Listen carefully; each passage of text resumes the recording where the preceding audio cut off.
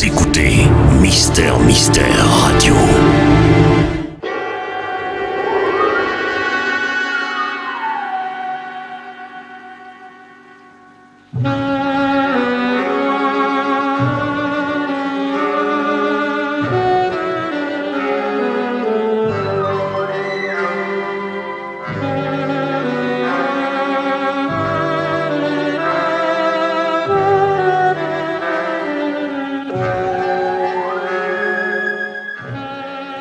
À tous les amateurs d'extraordinaire et d'imprévu, à toutes celles et à tous ceux qui lisent le journal aussi pour y trouver des histoires, Pierre Véry et Maurice Renaud présentent Faits divers, une émission réalisée par Pierre Billard.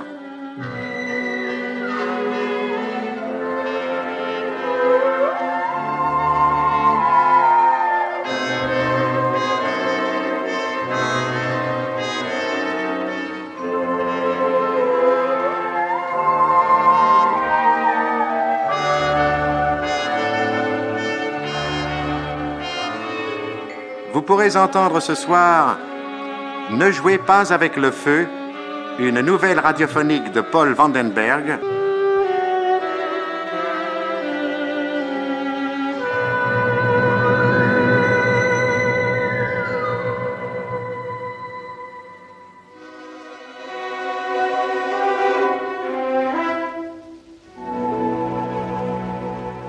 Jean-Marie Amato, Pierre Delbon, Rosie Vart et Germaine Kerjean, dans une nouvelle radiophonique de Paul Vandenberg, Ne jouez pas avec le feu. Dis, Maria, tu sais combien il fait au soleil 40. Oh, ça m'étonne pas, je suis en eau. Baisse les stores à cause des mouches. Quand tu descendras aux provisions, pense à acheter du Flitox, hein. Oh, bah, la vieille, elle ferait bien de nous offrir un ventilateur. T'as qu'à lui demander, elle dira peut-être pas non. Maria. Oh, bah les pâtes, Antoine, c'est pas le moment. Non.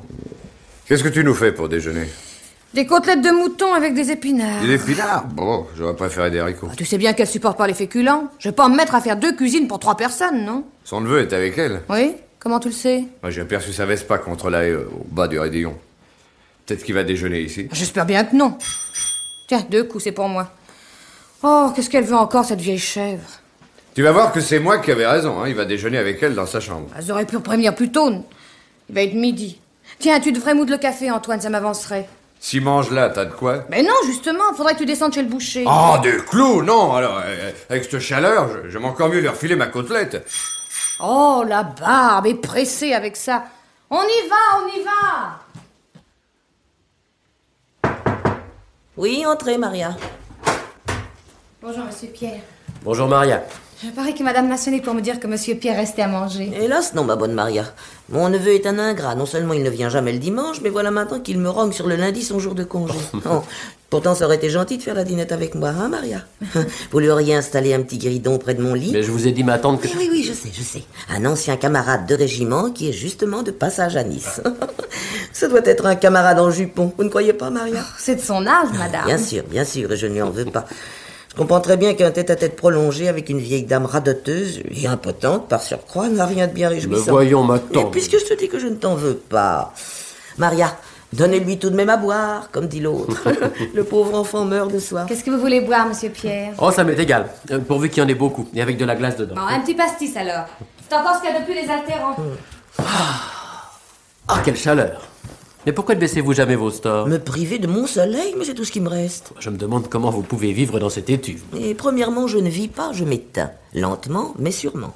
Et deuxièmement, si tu avais comme moi les 2 jambes paralysées, tu apprécierais la douceur d'être allongé sur un lit avec la tête à l'ombre et les pieds au soleil. Tiens, encore une réminiscence littéraire. On voit que je lis beaucoup. Et vous avez un moral du tonnerre, ma tante. Ah, que veux-tu? J'ai organisé au mieux mon existence de gisante, puisqu'il n'y a pas moyen de faire autrement. Mes bouquins, ma radio, mon téléphone, j'ai le monde à portée de la main, tu vois. Et le ciel méditerranéen par-dessus le marché. Ah, je te garantis que je ne regrette pas mon pavillon de Saint-Cloud. Tiens, à propos, je l'ai mis en location. Oui, je te dis cela au cas où il m'arriverait quelque chose, pour que tu sois au courant. Et que voulez-vous qu'il vous arrive? Mais de rendre mon âme à Dieu, cette bonne blague. Non, ne fais pas cette tête-là, voyons. Je tiens encore bon la rampe. Et quand je la lâcherai, la rampe, ta bonne part d'héritage t'aidera, je l'espère, à supporter vaillamment ton chagrin. Vraiment, ma tante, vous avez une façon de parler de ces choses-là, une façon si directe. Ah, crois-moi, mon enfant, à mon âge, il est prudent de prendre des raccourcis.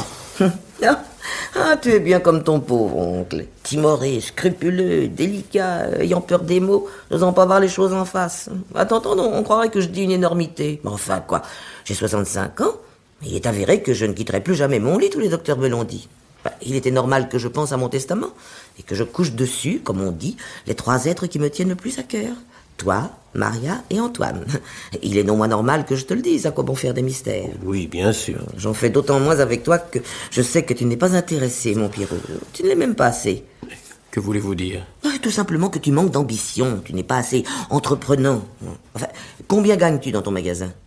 34 000. Oui, il n'y a pas de quoi faire des folies. Oh, j'en ai nulle envie, j'ai peu de besoin. Oui, et si un jour tu te maries? Oh, j'ai bien le temps. À ce moment-là, j'aviserai. Oui. Vous voyez, ma tante, comme c'est gênant de parler de tout ça. Je sais à quoi vous pensez en ce moment. Ah oui?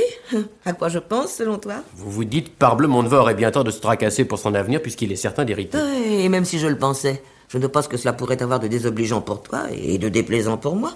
Je trouve au contraire que ton insouciance a toutes les apparences de la sagesse. Moi, j'ai été obsédé ma vie durant par les questions d'argent. J'ai calculé, économisé, mis de côté, tout ça, en vue d'assurer mes vieux jours. Mes vieux jours. Je mange comme un oiseau et je vis en chemise de nuit. Adieu que j'ai été bête. Enfin, tant pis pour moi, c'est vous autres qui en profiterez.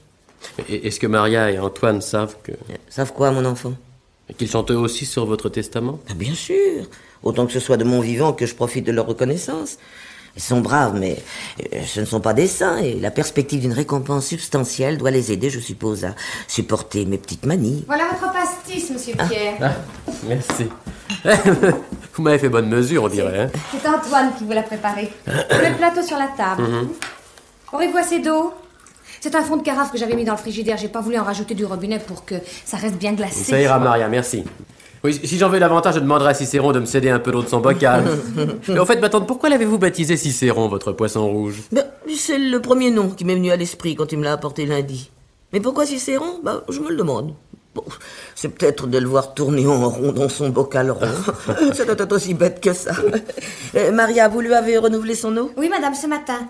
Vous n'avez plus besoin de rien? Non, pas pour l'instant, ma bonne Maria. Vous pouvez disposer. Bien, madame. Ah ben, en fin de journée, il doit nager en eau tiède, votre Cicéron. Il ne se plaint jamais, en tout cas. Il m'enseigne la résignation. Je me dis qu'à tout prendre, son sort n'est guère plus enviable que le mien. Ça me console. Lui dans son bocal, moi dans mon lit, nous sommes 2 sédentaires, tu vois. Il est bien frais, ton pastis? Ah, mais il est corsé. Antoine a eu la main lourde. Remets de l'eau. Ah, j'ai déjà tout épuisé, j'avais soif. Veux-tu que je sonne Maria pour qu'elle t'en rapporte? Non, ça va, merci. La cuisine est trop loin. Elle ne me le pardonnerait pas. Tu es injuste. Maria est le dévouement en personne. Elle ne marchande ni ses pas ni ses peines. Oui, quand c'est à votre service, d'accord, mais quand c'est au mien... Chaque fois que je reste à déjeuner ici, elle fait la tête. Mais c'est toi qui te l'imagines. Pas du tout. Antoine et Maria me détestent, j'en suis sûr. Mon pauvre Pierrot. On dirait que tu as le pastis agressif. Enfin, pourquoi te détesteraient-ils? J'en sais rien.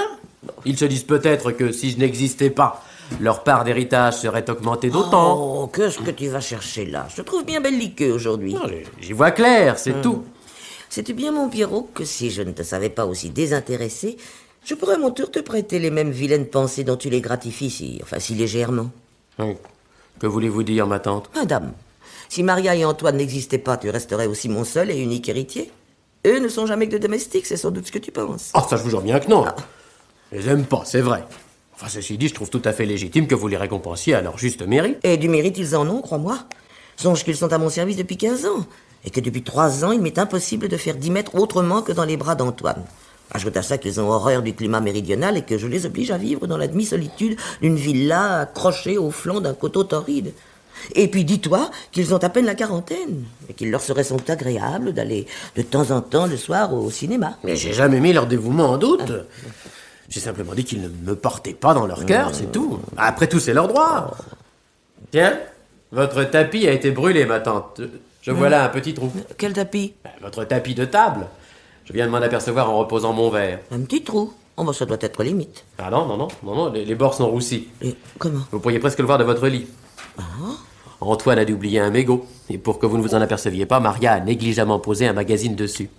Vous allez encore dire que je suis mauvaise langue. Ce que je peux t'affirmer, c'est que jamais Antoine ne fume dans cette chambre.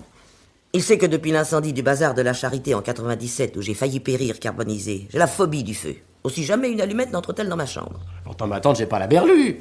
Non, ne vous agitez pas, je vais vous apporter le tapis. Vous constaterez vous-même. Oui. N'aie pas peur, Cicéron, il y a un peu de houle. Tenez, regardez. Ah. C'est brûlé, il n'y a pas de doute. Oh, mais c'est ma foi vrai. Ah, c'est étrange. Je le replace.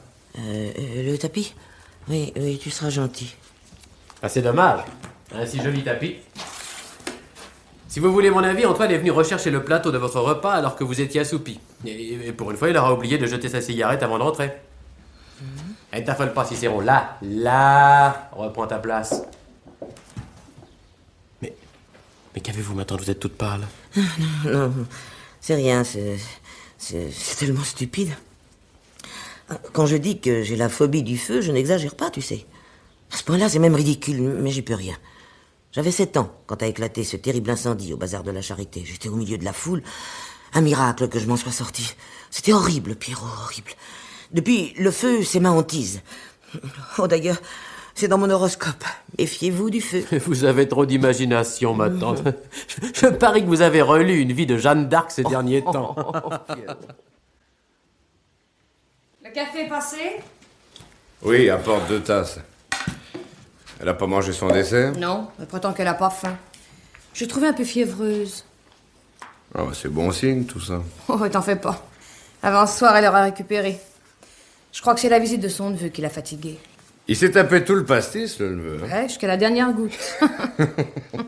J'aurais bien voulu le voir repartir. Il devait y avoir un peu de vent dans les voiles. Oh, c'est bien un plaisir d'homme, ça. Je vous demande un peu. S'amuser à en saouler un autre. Sans compter que c'est pas très prudent. À cause de son foie. À cause des accidents, voyons. 3 kilomètres de descente en lacet jusqu'à Nice avec des précipices à tous les tournants. Surtout que ça baisse pas. Il l'a que depuis 8 jours. Oh, t'aurais pas dû, Antoine. Mais non, tu vois du drame partout, toi. Il risque rien. Il risque de se tuer. T'appelles ça rien? Ouais. Entre nous. Ça arrangerait bien nos affaires. Qu'est-ce que tu dis? On m'oblige pas à répéter 2 fois, t'as très bien compris. Antoine, tu vas pas me dire que t'as pensé à tout ça en lui versant une triple portion de pastis? Mais non, voyons. Tu me le jures? Ah bon, voyons, t'es folle. Tu veux un canard? Oui, 2 gouttes sur un sucre. Remarque que même s'il lui arrivait quelque chose, ça nous avancerait guère aussi longtemps que sa tante resterait en vie. Pour sûr, oui. Non, l'idéal, ce serait qu'il disparaisse le premier, que la vieille révise son testament en faisant de nous ses légataires universels et qu'après, elle avale son acte de naissance sans trop tarder. Oh, Antoine. Tu trouves pas qu'on a de drôles de conversations? Oh, en cause, quoi, c'est pas défendu. Comme de toute façon, il arrivera rien de tout ça. Note bien que je suis déjà content à l'idée d'avoir la moitié du magot. De quoi nous acheter un petit bistrot en Normandie, d'être enfin nos maîtres. Oh là là. Non, le chien dent, c'est que le magot, on risque de l'attendre longtemps. Peut-être 10 ans. Peut-être davantage. Elle a le cœur solide, la vieille bique. Tu lui portes pas sa camomille? Mais elle en veut pas aujourd'hui. Alors, passe-moi mon pot à tabac, je vais en rouler une. Dis donc, à propos de tabac, t'as pas fumé dans sa chambre, toi?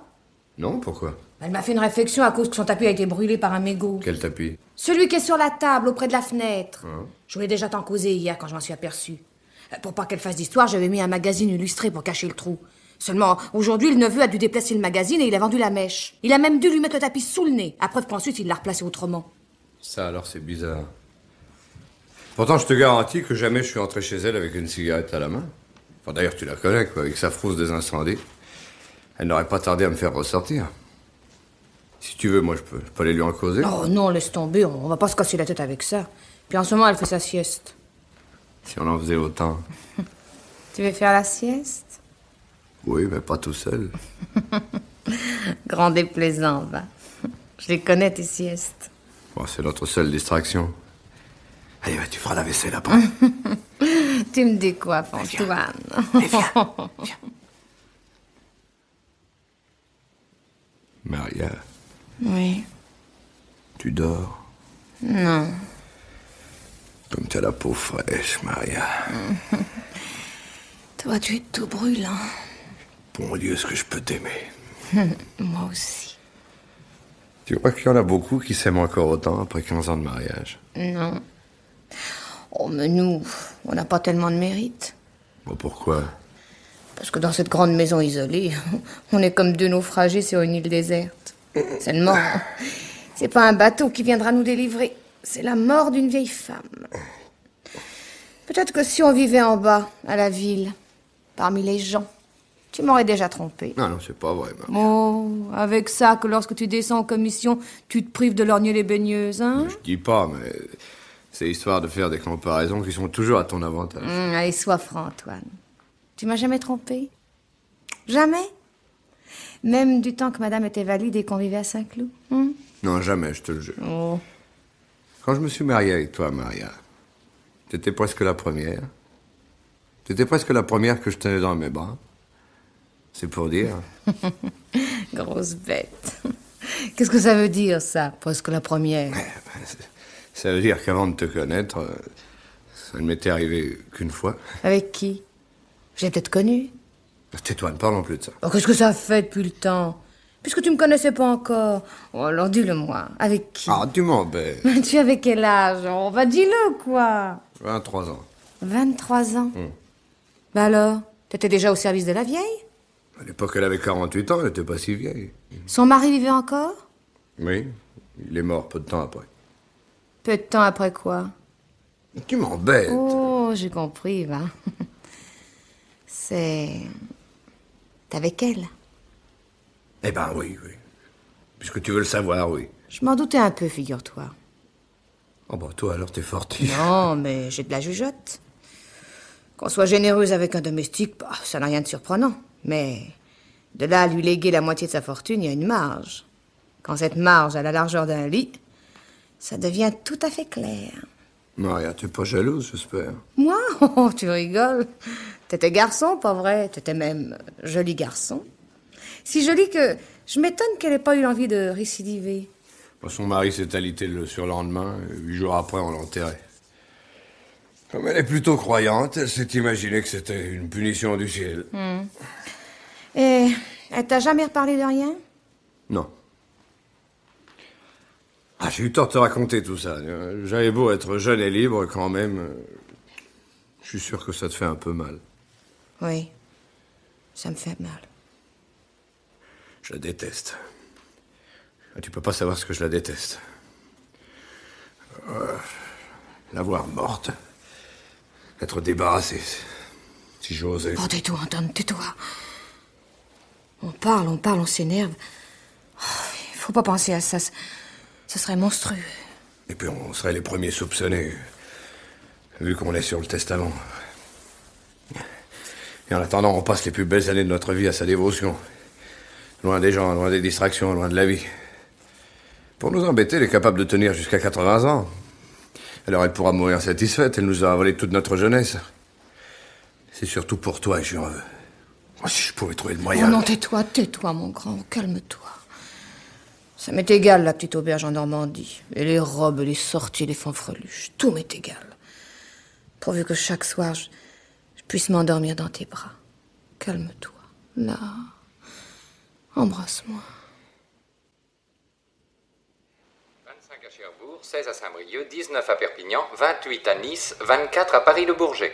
Aujourd'hui, le temps restera généralement clair, température sans grand changement. Et voici maintenant un résumé de nos principales informations. Ferme le poste, Antoine. À l'hôtel Oui, Matignon, bon. c'est une... Bah, qu'est-ce qu'il y a? Elle vient encore de te faire une réflexion? Non, c'est pas ça, elle est très calme, au contraire. Bah alors, ça a l'air tout drôle. Non, mais je suis intriguée, voilà tout. Pendant qu'elle terminait sa crème à la vanille, j'ai remis un peu d'ordre dans la pièce. Et c'est tout ce que j'ai remarqué. Comment veux-tu que je le sache? Eh ben, j'ai remarqué que le fameux tapis de table était encore roussi à un autre endroit. Un deuxième trou tout pareil au premier. Ça alors, c'est bizarre. T'es sûr, Antoine, que c'est pas toi qui... Mais non, voyons, jamais je n'ai fumé dans sa chambre. Oh, bah alors c'est une vraie histoire de fou. Et hier? T'as rien remarqué hier? C'était pas trouvé, non? Hier? Oh, je t'avoue que j'ai pas fait attention. C'est pas une goutte du produit dont tu te sers pour faire les cuivres qui aurait attaqué l'étoffe? Bon, je fais jamais les cuves dans sa chambre, tu le sais bien. Puis de toute façon, les acides, ça ronge, mais ça brûle pas comme du feu. Tu en as causé à la vieille? Oh, tu penses bien que non. C'est pas la peine de l'affoler. Heureusement, de son lit, elle peut difficilement voir. Quelle heure qu'il est? 2 heures. Tu crois qu'elle pionce déjà? Non, elle attend sa camomille. Bon, ben donne-la moi. Je vais lui porter. Puis mine de rien, j'examinerai les dégâts. Prends le broc et profites-en pour changer l'eau du poisson. Comme ça, tu pourras te rendre compte sans éveiller son attention. Entrez. Je vous apporte votre camomille. Ah, merci Antoine. Vous êtes gentil. Vous prenez vos gouttes aujourd'hui? Oh non, c'est inutile. Je me sens tout à fait calme. Je crois que je vais pouvoir m'assoupir sans ça. J'ai déjà les yeux qui papillotent. Elle est brûlante, votre camomille. Voulez-vous que j'aille chercher une autre tasse pour la refroidir? Non, c'est pas la peine, je vais souffler dessus. Occupez-vous de Cicéron. Et voilà. Qu'est-ce que vous lui donnez à manger à Cicéron? Ma foi, je serais bien embarrassé de vous le dire. C'est dans des petits sachets qu'on vend tout préparé chez les marchands d'articles de pêche. Alors, ce qui ferait joli, ce serait de mettre une petite plante aquatique dans son bocal. On doit trouver ça en ville. Bah justement, demain, c'est le jour des provisions, je vais m'en occuper. Oh, vous oublierez pas de faire la liste de vos commissions, c'est plus prudent. Hein. Chaque fois, on oublie des choses quand on note pas. Oh, vous avez raison, Antoine. Alors, si on avait l'épicier à portée de la main, ça ne serait rien, mais pour descendre en ville, c'est toute une affaire. Bah, c'est rien de descendre. C'est pour remonter que c'est dur. Surtout quand on est chargé, quoi. Ah, justement, à ce propos, je voulais vous demander... Quoi, mon brave Antoine? Demain, il y a pas mal de choses à rapporter. La provision de pommes de terre est épuisée, il faut de l'huile, de la farine, enfin, je sais pas, moi. Est-ce que Maria pourrait pas descendre avec moi en ville? Elle m'aiderait à porter les paquets. Oui, mais bien sûr, Antoine. Le soir, ça m'ennuierait un peu de rester toute seule, mais en plein jour. À quelle heure partirez-vous? Vers les 10 heures, quoi. Eh ben, c'est parfait. Bah, l'ennui, c'est que ça vous fera déjeuner un peu tard. Qu'appelez-vous tard? Vers 2 heures. Le temps qu'on fasse nos emplettes et qu'on remonte, ben, il faut bien compter ça, quoi. Pour une fois, j'en mourrai pas. Je demanderai à Maria ce soir de me mettre 15 gouttes au lieu de 10 dans ma tisane et je dormirai un peu plus longtemps. Qui dort dîne, comme on dit. Ah ben, tenez, puisque je suis venu à bout de ma camomille, emportez dans le plateau. Oui, madame. Alors, t'as vu? Oui. Qu'est-ce que t'en penses? Ce que j'en pense, je suis comme toi, je trouve ça curieux. À quoi tu réfléchis en ce moment? À quoi je réfléchis? Ah oui, t'as l'air dans les nuages. Je réfléchis à ce bon Dieu de tapis brûlé à 2 endroits, on ne sait pas par quoi. Si elle s'en aperçoit, elle va faire du foin. Un trou passe encore, mais 2. Sais-tu ce qu'on va faire demain? On profitera qu'on descend en ville pour aller le faire stopper, son maudit tapis. Qui on? Toi et moi, parbleu. Moi avec toi? On peut pas la laisser toute seule pendant 3 ou 4 heures. C'est elle-même qui me l'a proposé. Sans blague. Oui, comme je lui faisais remarquer que ça faisait une trotte et que les paquets étaient lourds, elle m'a dit d'elle-même, emmenez donc Maria avec vous. Oh, chouette alors! Je mettrai ma petite robe à fleurs. Ah, pauvre chat, toi. Pourquoi tu dis ça? Faut-il que tu sois privé d'agrément pour te réjouir si fort d'une balade que tant d'autres considéreraient comme une corvée? Mais puisque je serai avec toi, Antoine, à ton bras en ville, comme une dame. Ma pauvre poulette. Ah, mais bientôt, c'est tous les jours que tu la mettras, ta robe à fleurs. Et on vivra dans notre Normandie, où le soleil fait un peu moins de zèle qu'ici et où les routes ne montent pas à l'assaut du ciel. D'ailleurs, on aura notre 2 chevaux pour aller au marché. Pas pareil, ça. Si tu pouvais dire vrai. C'est vous qui êtes de corvée ce soir, Antoine. Oui, Maria a un peu mal à la tête, elle vient de se coucher. C'est pas grave. Non, une simple migraine, elle a pris 2 aspirines. Oh, demain, elle y pensera plus. Alors, c'est 15 gouttes que je vous mets dans votre tilleul, madame. Oui, pas plus surtout. 15, c'est la bonne dose. Avec ça, je suis sûr de faire une excellente nuit. Vous avez pensé à la liste des commissions pour demain? Oui, elle est sur la table de chevet. Non, vous la prendrez demain matin avant de partir, au cas où j'aurais oublié de noter quelque chose. Je ferme votre fenêtre? Oh non, laissez-la ouverte, il fait si chaud. Je ne crains pas les moustiques. Bah, c'est quand même pas prudent. Pourquoi? Bah, une fenêtre au rez-de-chaussée, c'est facile à enjamber. Quelqu'un se glisserait dans le jardin. Un voleur? Il n'y a rien à voler ici. Non, je ne me fais pas de soucis, allez. C'est un petit coin tranquille. Dormez sur vos 2 oreilles, Antoine. Alors, bonne nuit, madame. Bonne nuit, Antoine. Tu es prête, Maria? Presque. J'ai plus qu'à enfiler ma robe et à me donner un coup de peigne. Dépêche-toi, il va être bientôt 10 heures. Dans 10 minutes, je suis fin prête, je te le jure. Bon, je vais chercher la liste des commissions. Attends-moi dans la cuisine.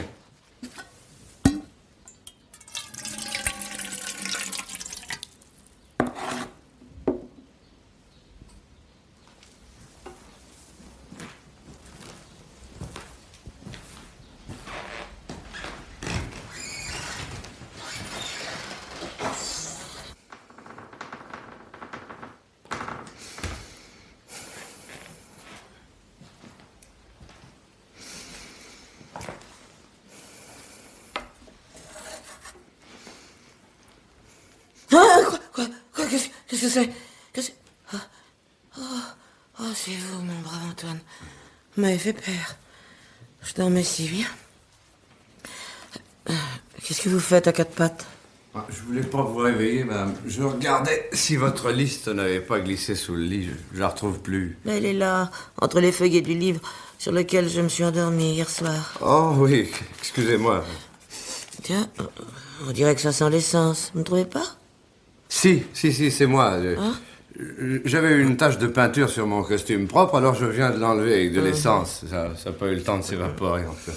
Qu'est-ce que vous portez sur le bras? Le tapis de table. Vous savez, il y avait un petit trou. On va le faire stopper. Bonne idée. On n'a toujours pas trouvé d'où ça provenait. Ah si, madame, ça m'est revenu. C'est moi.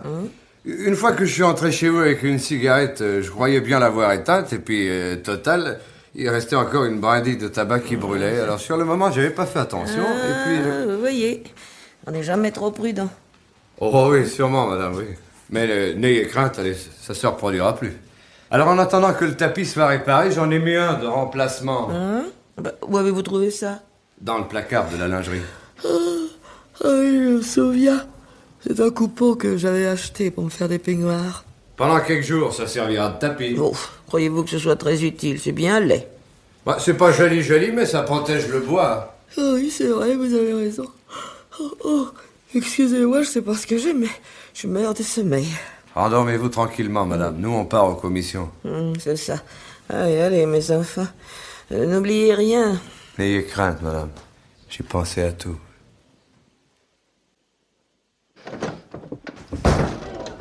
Ah, te voilà, Antoine. Alors, on a fait ses emplettes? Bah oui, comme chaque semaine. Tu connais ma femme? Ah, je me demande comment je la connaîtrais. Tu nous la caches, tu te la gardes pour toi tout seul. C'est plutôt Madame Bellac qui se la garde, comme tu dis. Aujourd'hui, elle a fait une exception. Et qu'est-ce que vous prendrez, madame? Un demi, s'il vous plaît. Oui. Pour moi, un pastis. Quelle heure tu fais, toi, Lucien? Ma montre est arrêtée. Il est 12h45. Oh, bah alors ça va, on sera là-haut pour 2 heures. Ah, bah c'est vrai, il y a le libraire. Qu'est-ce qu'elle a marqué, là? Je comprends pas très bien. Attends, passez chez le libraire et demandez le dernier... Oui, c'est ça. Le dernier concours, on dirait. Dernier concours de quoi? Il a oublié de le marquer. On n'a qu'à lui téléphoner, elle va nous le dire. Mais non, c'est pas la peine. Mais si, pourquoi? Bah si elle dort. Elle en sera quitte pour se rendormir après, voilà tout. Pas vrai, monsieur? Mais oui, elle a que ça à faire, la pauvre dame. Tiens, je vais vous le faire, le numéro, et puis je vais vous la passer. Merci.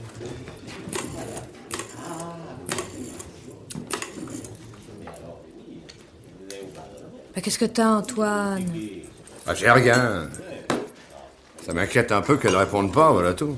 Le sommeil dur, on dirait, hein. Allô? Ah, Madame Bellac? Madame Bellac, c'est vous. Ne quittez pas, on vous parle. Oui, merci. Allô? C'est Maria, madame. Moi, tu me donneras une mobilette. Mais comment ça se fait? Oh, faut pas lui en vouloir, madame. C'est sûrement en faisant des rangements qu'il aura oublié. Votre table de chevet est toujours si encombrée que... Oui, c'est le principal. Dites, madame, on voulait vous demander, pour le libraire, c'est le dernier concours de quoi que vous voulez? Ah bon, on n'avait pas compris. Bien, madame. À part ça, tout va bien? La tête lourde? Oh, ça doit être le temps qui vous fait ça. Hein? Oui, à tout de suite, madame.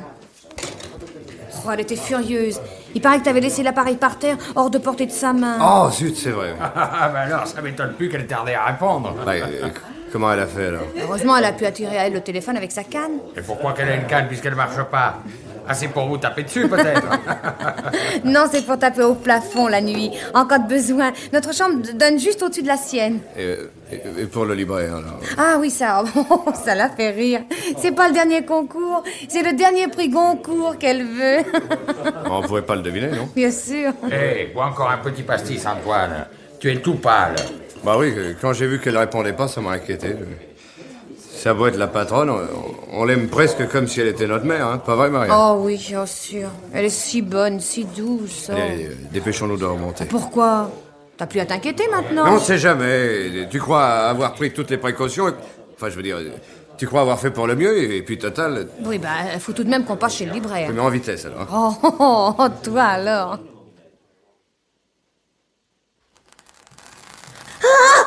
Le feu! Oh, mon Dieu! Oh, c'est horrible!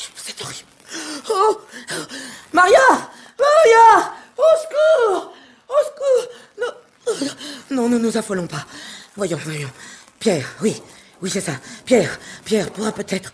Oh, épargnez-moi, Seigneur. Pas ça. Oh. Allô, les magasins du centre? Passez-moi tout de suite, Monsieur Pierre Bellac, s'il vous plaît. Oui. Quoi? À la cantine? Oh, je vous en supplie. Courez le chercher, c'est une question de vie ou de mort. Vite. Oh, mon Dieu, je ne suis plus qu'une vieille femme. Si je vous ai offensé, pardonnez-moi. Ça aurait été égal de mourir, mais pas comme ça. C'est trop épouvantable. Allô, c'est toi, mon chéri. Le feu vient de se déclarer dans ma chambre. Il gagne lentement mon lit. Je suis toute seule. Antoine a voulu emmener Maria avec lui aux commissions. Oui. Appelle les pompiers. Je n'ai pas le numéro. Pierre, attends. Il faut que je te dise. Cicéron, son vocal a été déplacé. C'est Cicéron qui a mis le feu. C'est lui. Oh.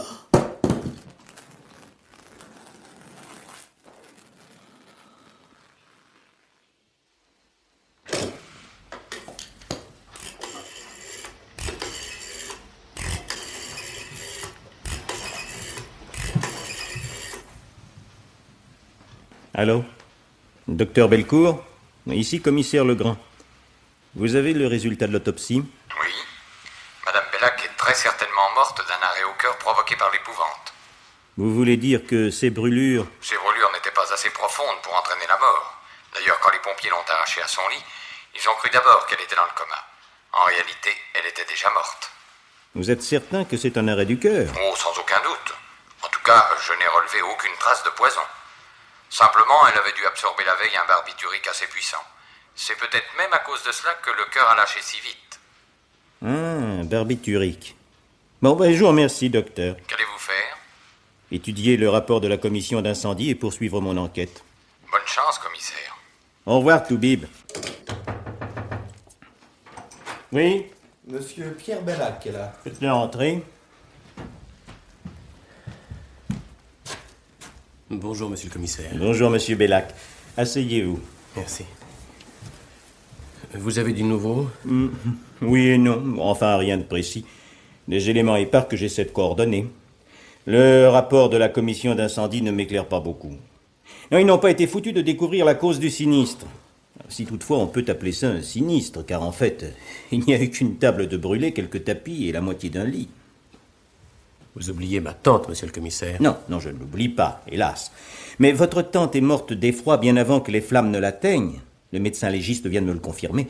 Si son cœur n'avait pas flanché, elle s'en serait tirée avec quelques brûlures. Et cela grâce à votre rapide intervention et à la célérité des pompiers.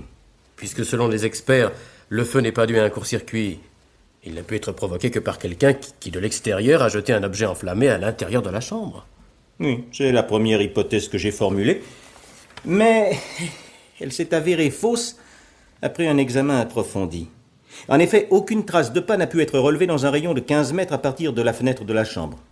Et puis, en dehors de Maria, d'Antoine et de vous-même, qui aurait eu intérêt à attenter à la vie de Madame Bellac? En dehors de nous trois, personne à ma connaissance. Or, il est établi que les 3 suspects possibles, dont vous-même, cher monsieur, se trouvaient à cette heure-là à plusieurs kilomètres de la villa occupée par Madame Bellac. Vous concluez donc à un accident, monsieur le commissaire? Bon, en tout état de cause, nous ne pourrons conclure à un accident que lorsque nous aurons découvert l'origine de l'incendie. C'est là que je bute. Voyons, monsieur Bellac, à quelle heure Madame Bellac vous a-t-elle téléphoné? Je vous l'ai dit, à 1h30 exactement. Bah, ses domestiques ont quitté la villa à 10h, et Antoine Naudin a été le dernier à voir Madame Bellac vivante. En supposant qu'Antoine ait allumé une mèche à combustion lente avant son départ, Madame Bellac aurait perçu assez vite, sinon une légère fumée, du moins l'odeur caractéristique d'une matière en combustion. Or, Maria Naudin a téléphoné à votre tante à 12h45. J'ai le témoignage du cabaretier. À cette heure-là, tout était encore normal dans la chambre de Madame Bellac. Le feu s'est donc déclaré entre 1h et 1h30. Apparemment. Mais ce pauvre Antoine n'y est certainement pour rien. Enfin, comment voulez-vous? Vous êtes plus charitable envers lui qu'il ne l'a été envers vous. Ah oui, pourquoi? Parce que, sans aller jusqu'à vous accuser, il m'a tout de même fait remarquer que vous quittiez habituellement le magasin entre midi et 14 heures. Oh, le salaud! Ça a une veine que ce jour-là, j'ai eu l'idée de déjeuner à la cantine. C'est là, en effet, un alibi irréfutable qui a été ratifié par tous vos collègues. Mais Antoine ne manque pas d'alibi, lui non plus. Il a été vu à 10h10, au bas du Raidillon, se dirigeant vers Nice, au bras de sa femme. À partir de là, le couple a été vu de quart d'heure en quart d'heure par divers commerçants de la ville. Puisqu'Antoine ne m'a pas ménagé, je n'ai pas à me gêner, moi non plus, pour vous dire le fond de ma pensée. Et quel est-il, le fond de votre pensée? Eh bien, je trouve que l'empressement d'Antoine à se ménager des témoignages tous les quarts d'heure est plutôt suspect. Oui, c'est aussi mon avis. Il en a fait un peu trop. Par 2 fois, prétendant que sa montre était arrêtée, il a demandé l'heure. Une première fois au patron du bistrot et une seconde fois au libraire. D'ailleurs, le patron du bistrot m'a livré incidemment un détail curieux. Il prétend qu'Antoine s'opposait à ce que sa femme téléphonât à votre tante. Maria ayant passé outre, Madame Bellac a pris un long moment avant de décrocher l'appareil. Et cela pour la bonne raison que le dit appareil avait été placé hors de sa portée. Vraiment? Et alors comment a-t-elle fait? Et heureusement, elle avait une canne à manches recourbées placée à la tête de son lit. Elle a pu ainsi atteindre l'appareil. Et vous dites que c'est Antoine qui a vu ma tante pour la dernière fois? Sa femme me l'a affirmé. Et elle m'a dit aussi que c'est Madame Bellac qui avait conseillé à Antoine d'emmener son épouse avec lui à Nice. Ah, ça c'est faux. Comment cela? Oui, cette initiative a été prise par Antoine et non par ma tante. Ma tante m'a dit textuellement au téléphone « Je suis seul car Antoine a voulu emmener Maria avec lui aux commissions. » Vous êtes sûr? Oh, j'en suis certain. Ah, voilà qui change tout. D'ailleurs, j'ai enregistré dans les déclarations du couple plusieurs contradictions qui m'ont mis la puce à l'oreille. Et pour ma part, il m'est revenu cette nuit un détail que j'ai omis de vous livrer, monsieur le commissaire. Je le crois sans importance, mais enfin... Mais dites toujours, dites toujours. Eh bien, les derniers mots de ma tante ont été pour accuser Cicéron d'être l'auteur du sinistre. Cicéron? Oui, c'est le nom qu'elle avait donné à un petit poisson rouge que je lui avais offert récemment. Je pensais que la terreur avait fait perdre la raison à la pauvre femme. Comment un petit poisson nageant dans un bocal d'eau aurait-il pu déclencher un incendie? Cela pourrait indiquer en tout cas que le feu s'est déclaré à proximité du bocal où nageait ce poisson. Voyons, essayez de vous rappeler textuellement les dernières paroles de votre tante. Eh bien, elle m'a dit textuellement Cicéron, son bocal a été déplacé, c'est Cicéron qui a mis le feu. Et puis ensuite, elle n'a plus parlé. Nous tenons peut-être là la clé de l'énigme. Demain, en présence du juge d'instruction, nous ferons une nouvelle visite des lieux. Soyez à 13h à la villa. Monsieur le commissaire, s'il s'agit, comme on le suppose, d'une machination criminelle, le coupable a eu largement le temps de faire disparaître tous les éléments susceptibles de révéler sa culpabilité. Non, car j'ai fait mettre les scellés dès le départ des pompiers. Qu'est-ce que t'as à trembler comme ça, Antoine? Je tremble pas, je suis énervé. Depuis 3 quarts d'heure qu'ils sont dans cette maudite chambre, veux-tu me dire ce qu'ils fabriquent? Ils essaient de savoir comment le feu s'est déclaré, c'est normal. Il n'y a pas de quoi te mettre dans tous tes états. Ce qui me fout en rogne, moi, c'est que je suis sûr que le neveu nous cherche des histoires. Mais non, que l'idée, oh. Peux-tu manger? Non. Il est 1h passée. J'ai pas faim. Dis-moi, Maria, quand on t'a interrogé, t'as bien dit tout comme moi, hein? Que c'est madame qui avait voulu que tu descendes avec moi à Nice, c'est tout. Mais bien sûr, moi j'ai dit la vérité vraie. Ah bon? C'est le meilleur moyen de pas se tromper, quand on a sa conscience pour soi. Tu les connais pas, ma pauvre fille. Ils posent des questions et des questions au point que parfois un innocent s'emberlificote et finit par être pris pour un coupable. Ça s'est déjà vu, des erreurs comme ça? Je crois que je brûle, messieurs. Enfin, si je peux m'exprimer ainsi. La table était placée ici, n'est-ce pas, monsieur Bellac? Oui. Bien. Sur cette table, un tapis, et sur le tapis, un bocal contenant le poisson rouge. Bon, voilà la mise en scène reconstituée. Il est 13h10, et le soleil darde ses rayons. Que remarquez-vous? Ah, mais ça y est, j'y suis. Les rayons traversent le bocal qui fait office de loupe. Ah, et voilà, je m'explique maintenant l'origine de la tache de roussi que j'avais remarquée sur le tapis. Oui, quand j'étais gosse, je m'amusais parfois au plus fort de l'été à enflammer ainsi un morceau d'étoupe à l'aide d'une loupe. Nous avons donc maintenant la preuve qu'il s'agit bien d'un accident. Un accident peu banal, n'est-ce pas, monsieur le commissaire? Oh, je n'en suis pas aussi sûr que vous. Tenez, le soleil tourne déjà, caché par l'angle de la fenêtre. Son court passage n'a pu provoquer qu'une brûlure, somme toute très superficielle. Or, que vous a dit votre tante? Elle m'a dit le bocal a été déplacé. Voilà. Et il n'a pu l'être que par une main criminelle. Autrement dit, par une personne qui, ayant enregistré ce phénomène solaire, a tout de suite vu le parti qu'elle pouvait en tirer. Tenez, voyez. Voyez, si on place le bocal ici, ce n'est plus pendant 5 minutes, mais pendant une demi-heure qu'il sera exposé aux rayons du soleil. De quoi consumer entièrement le rectangle de pilou qui se trouvait sur la table. Mais ce n'était pas du pilou, monsieur le commissaire, c'était une sorte de grosse tapisserie difficilement inflammable qui recouvrait cette table. Vraiment? Brigadier, apportez-moi le petit bout d'étoffe que l'on a pu sauver du désastre. Quoi? Merci. Constatez, monsieur Bellac, c'est bien du pilou. La table, en brûlant, s'est effondrée en faisant choir le bocal d'eau. L'eau a préservé des flammes ce petit morceau d'étoffe terriblement révélateur. Il ne nous reste plus, pour en avoir la preuve formelle, qu'à retrouver le tapis primitif. Le voici, monsieur le commissaire. Il est dans le placard de la lingerie, et puis voici un autre coupon de pilou, intact celui-ci. Merci. Vous n'avez pas fait d'autres découvertes? Si, dans un coin de l'office, j'ai retrouvé cette boîte d'encaustique, sans couvercle. Et son couvercle? Le voici. Il était au pied du lit de Madame Bellac, caché sous la descente de lit, et il contenait vraisemblablement de l'essence. Voilà pourquoi le feu a pris une telle violence au moment où il a atteint la couche de la victime. C'est monstrueux. Et assez diabolique, j'en conviens. Tenez, regardez.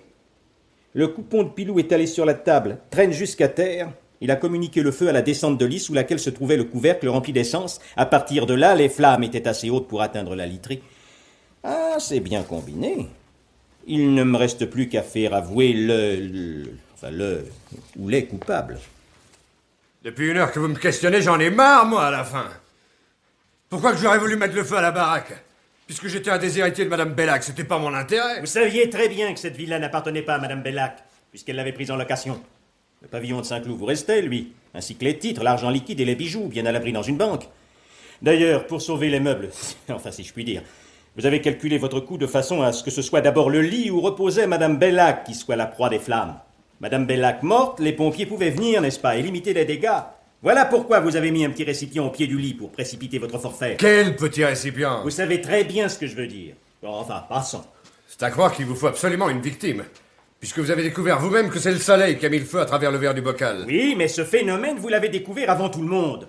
Et vous en avez tiré parti très habilement, vous gardant même de mettre votre femme dans le coup par peur d'une indiscrétion. Vous avez eu tort d'ailleurs, car la malheureuse vous a trahi sans le vouloir au cours des interrogatoires précédents. Voyons, résumons les charges qui pèsent contre vous. La veille du sinistre, vous usurpez les fonctions de votre épouse en allant vous-même administrer à Madame Bellac son somnifère quotidien. Au lieu de 15 gouttes, vous lui en versez 25. Oui, je vous concède que la dose n'était pas mortelle. Vous vouliez simplement rendre Madame Bellac moins attentive à vos faits et gestes. Le lendemain matin, vous placez sur la table un rectangle de pilou, matière inflammable entre toutes, sous le fallacieux prétexte d'aller faire réparer le tapis, que d'ailleurs vous négligez d'emporter à Nice. Ensuite, vous placez le téléphone hors de portée de Madame Bellac. Malheureusement, vous oubliez la canne. Et sans cette canne, Madame Bellac n'aurait pu atteindre le téléphone et donner l'alerte.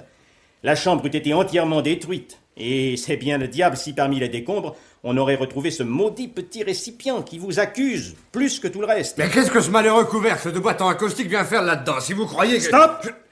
Vous venez de vous trahir, Antoine Naudin. Comment savez-vous qu'il s'agissait d'un couvercle de boîte en caustique? Bah... Mais c'est vous? C'est vous qui l'avez dit. Je m'en serais bien gardé. D'ailleurs, il y a ici 4 témoins, plus un greffier qui a pris en note tout l'interrogatoire. Monsieur le juge, la preuve est faite, voici le coupable. Antoine! Oh, c'est pas vrai, dis, c'est pas vrai! C'est pour toi que j'ai fait ça, Maria. C'est pour toi. Je t'aime tant, mon amour. J'aurais tellement voulu que tu sois plus heureuse. Emmenez-le, brigadier. Antoine! Antoine! Antoine! Eh bien, monsieur Bellac, vous voilà doublement riche. Oui. Ça n'a pas l'air de vous réjouir beaucoup. Oh, moi, vous savez, l'argent. Hein, je pense à ma pauvre tante, qui a eu cette mort horrible qu'elle redoutait. Et puis, je pense à Maria, qui lui a consacré 15 années de dévouement. Pour quel résultat, grand Dieu? Vous comprenez, Maria, elle n'est pour rien dans tout ça. Croyez-vous? Oui, certes, aux yeux des hommes, elle est innocente. Mais qui saura jamais ce qu'elle a pu dire à son mari pour qu'il en arrive à cette extrémité?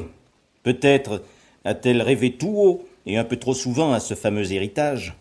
Il y a parfois des soupirs plus éloquents que des conseils. Voyez-vous, mon cher, les femmes sont comme le vin. Le bon vin capiteux qui peut indifféremment susciter l'amour ou pousser au crime. Même, quelquefois, engendrer les deux. La preuve.